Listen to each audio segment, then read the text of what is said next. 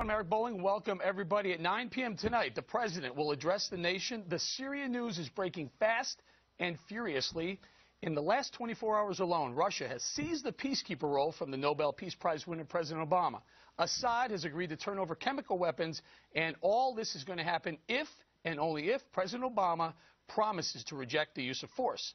Russia had called for a UN Security Council meeting to draft a peace resolution. That was supposed to be happening right now, but the Russians have pulled that request. It's getting very confusing, so let's look at how we got here, starting with the president's evolution on Syria. A red line for us is we start seeing a whole bunch of chemical weapons moving around or being utilized. That would change my calculus. That would change my equation. The world is watching.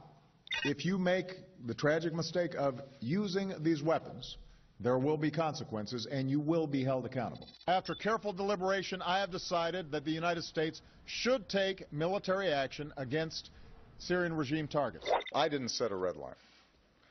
The world set a red line. My credibility is not on the line. The international community's credibility is on the line. Can you accept the Russian-Syrian proposal? Well, we don't know the details of it yet, but I think that it is a potentially positive development. All right, Bob, he's evolved. What was your question? President Obama has evolved. It looked like, a week ago he was definitely it was go time, and now it looks like maybe he'd be willing to sit down and hash some of these things out. That's what you said, evolved. Evolved. Okay. Clearly it's evolved. I mean, but these situations develop as they move along. Things change. The Russians are doing this. Is it a good thing they're doing it? Yes. Is it something that I would feel comfortable saying that it's going to find itself taking weapons out of Assad's arsenal? Not completely. And more than that, what happens here if we don't use force is that this guy does not get punished for using them. And that means Hussein and Hitler are still alive and well in the chemical weapon history as well as Assad. And Bob brings up a very good point. The two things that are on the table at the Security Council right now are the censoring of Bashar al-Assad and the use of military force. On the one side, the French and the U.S. want Bashar al-Assad censored, and they want the ability to use force. On the other side, the Russians and a lot of the international community want the exact opposite. How do we fix this? How do we get there? Well, when John Kerry goes to Geneva, let's hope that he stands firm and is able to negotiate something with the Russians. I'm skeptical of that.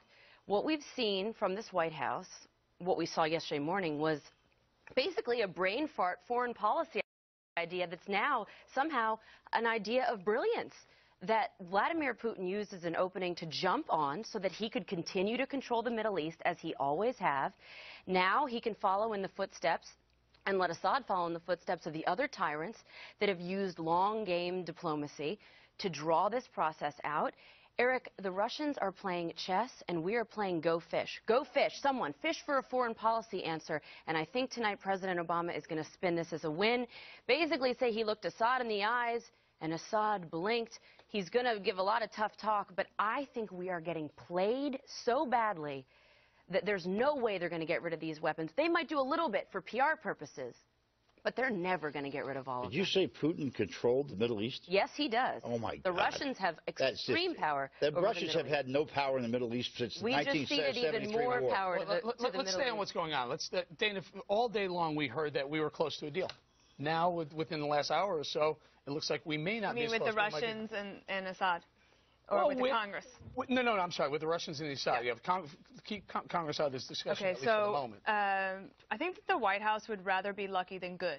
Sometimes that works for you in politics. But basically what's just happened is that President Putin threw President Obama a lifeline.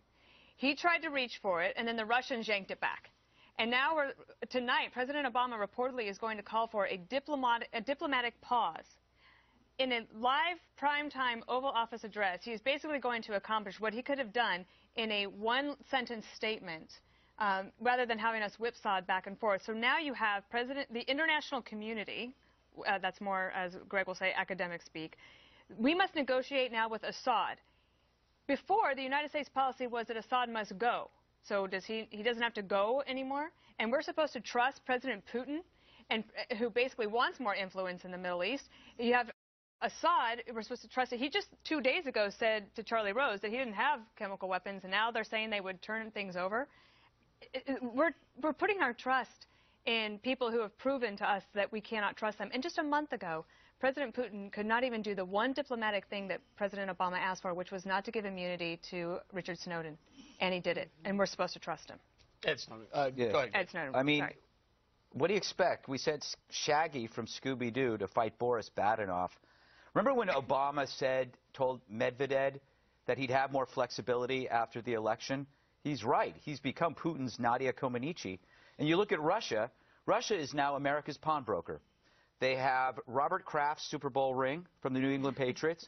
They have Edward Snowden, our whistleblower. They now have our foreign policy. Is it possible that we could hawk Detroit to them? Because maybe they might be able to do something. But there's a big story here. Number one, Russia going to pick up chemical weapons. That's like dad taking the car keys from his son for a week. In a few days, he'll get it back. It says something, though.